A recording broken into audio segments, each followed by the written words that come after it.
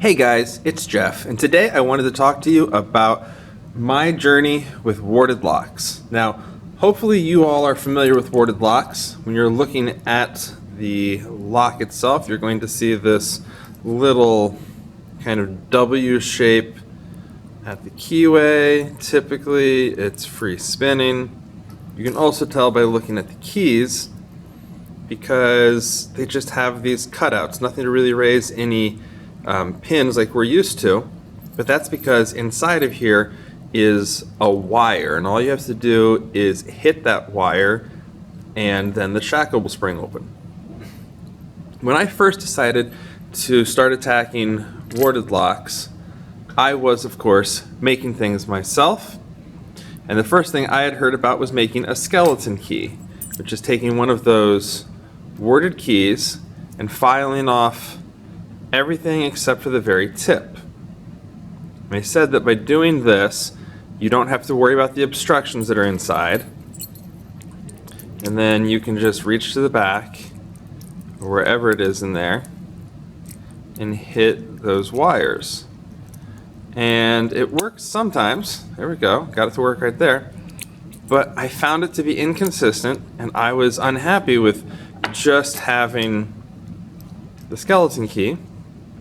So, as I often do, I found some patterns and I started making my own gear. I found butter knives to be a pretty sturdy metal and started making these warded lock picks or skeleton keys or tryout keys. I've heard them go by all sorts of different names. The one issue with using butter knives is that the metal on butter knives, both good and bad, it is thick. That means that as these are currently made, when I just rough them out, oh, that one actually goes in. I didn't think it was quite there yet, but they won't necessarily fit in a lock with how thick they are. So I have had to, you can see a little bit better on these over here, taking them to the belt sander. You can kind of see where I've thinned them down on the end. And by doing this, I've got some picks that work much nicer. Fit in the keyway better. Sometimes you got to play around to find where that wire is back there, where the actuator is. And that floating disc at the front can sometimes cause some issues with these, especially if you've made your pick too thick. That guy's not wanting to work right now. I think I got this one working here.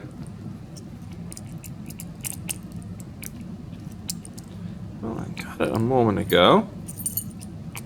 Of course, always camera shy, right?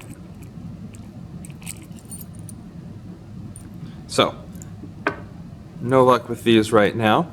Of course, you can always go to the store-bought option. I have this Sparrow Set, which is actually the very first set of purchased tools that I had. And these, of course, very nicely made, nice and sturdy, the right size, don't have to do anything else with them. Stick it in, and if you choose the right one, let's choose the right one here.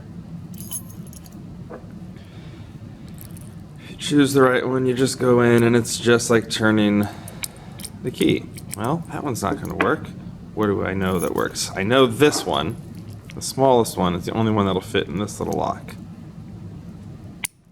There we go. No worries.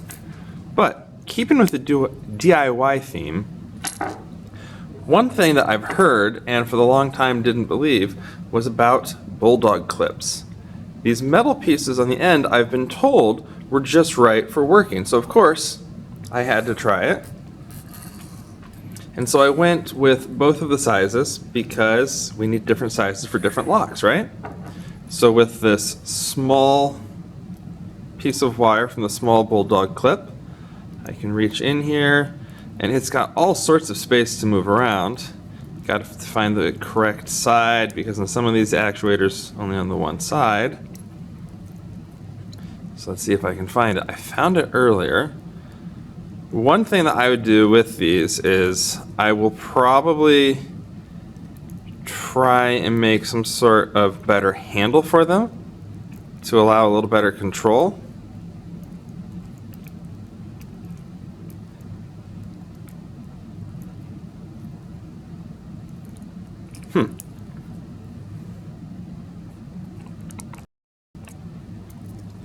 Alright, sorry. Decided to actually test and see off camera here. But it is on that side. Sometimes it takes some fiddling, but alright, this one's not going to work for me on camera now. The big one, though, very comfortable size to hold. And if you can find the actuators. And one thing that I feel like is not common knowledge is that sometimes you do have a pair of actuators, which is why you'll notice that on this one you see me pulling, because I found that I can hit them both separately as long as I'm applying tension to the shackle. Well, bugger.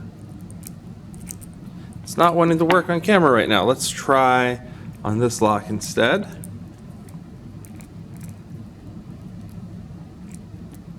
Find the actuator. There we go. That isn't open. So, it might not be working for me the best on camera, but I was pleasantly surprised to see how well these clips, the wires from the Bulldog clips, work. Honestly, these are probably going to find their way into my everyday carry.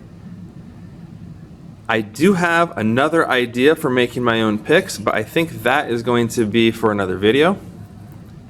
This is what I have done for warded locks. I'm curious to hear if any of you have made your own warded lock picks or other tools.